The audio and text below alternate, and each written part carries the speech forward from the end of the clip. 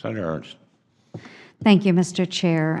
Mr. Atkinson, in your testimony, you mentioned that by putting land out of production for extended periods, CRP can cause communities and infrastructure to suffer as a result of less economic activity.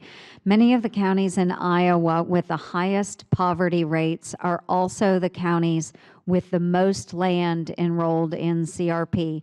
Decatur County, for instance, has a 22% poverty rate and has 26.6% of its cropland enrolled in CRP.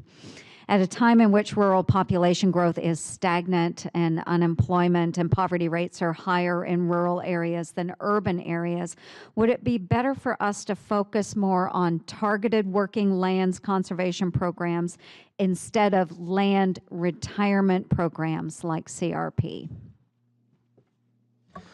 I think we can all agree as farmers that CRP does have a place, and CRP is important to conservation. We're no different in western Kansas. We have areas where a lot of land went into CRP, and much of what you said is very true. When you take land out of production, people don't spend as much money in town. They don't have to buy as much seed, as much fertilizer, as many groceries, because they don't have as many people working the land, so the community falls backwards. The National Sorghum Producers does greatly support working lands programs.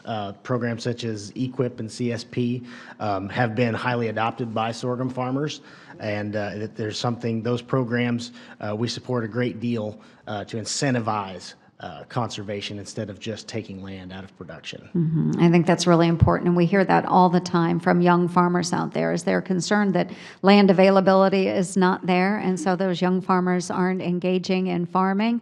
They're not raising their families. They're not sending them to school in our rural communities.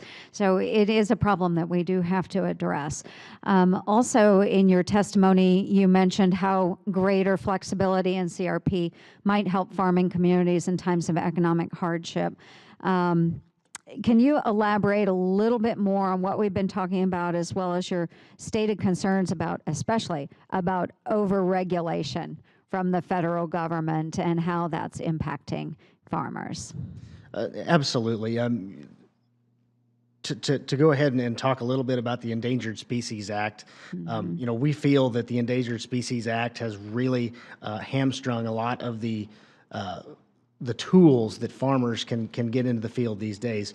Just like the sugarcane aphid, there's all kinds of different problems that pop up quickly for farmers, and whether that's insect problems, whether that's fungus problems, no matter what those problems may be, sometimes those pop up very quickly, and it takes a long time to work through a registration process to get the tool to the farmers that they need desperately right now. So a lot of the times that Endangered Species Act can pop up. A lot of times that can really hamstring farmers in using the tools that even EPA has deemed safe. It'll keep the farmer from using that tool and then hurt farmers at the farm gate. Yeah, too true. We need to work through some of that overregulation and be a little more responsive for our farmers. And Mr. Nobis, just in the last minute and a half that I have here, I do appreciate you mentioning in your testimony the challenges the dairy industry has in finding enough employees to care for the cows every single day of the year. I regularly hear this from livestock producers across Iowa, as we're really suffering from those same decrease in numbers of the farm kids, and I'm sure you're seeing that in Michigan as well. What do you think we can do to help keep our young folks in our farming communities and attract newcomers into our rural areas? We've been trying to do that for many, many years. Obviously, a viable dairy economy, a viable agricultural economy is going to keep more people at home. We have seen in the last 10 years or so, in my state anyway, an increase in the number of young people that we see on the farm.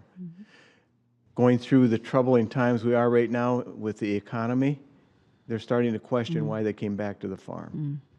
I think it's the volatility in agriculture. If we can remove more of the volatility, which means an adequate safety net, I think that's going to help keep people involved in agriculture. They love it. They come back because they like it. But if you can't provide an adequate income, lifestyle for your family, it doesn't last. Certainly. I appreciate your input. Thanks to all the panelists. Thank you, Mr. Chair.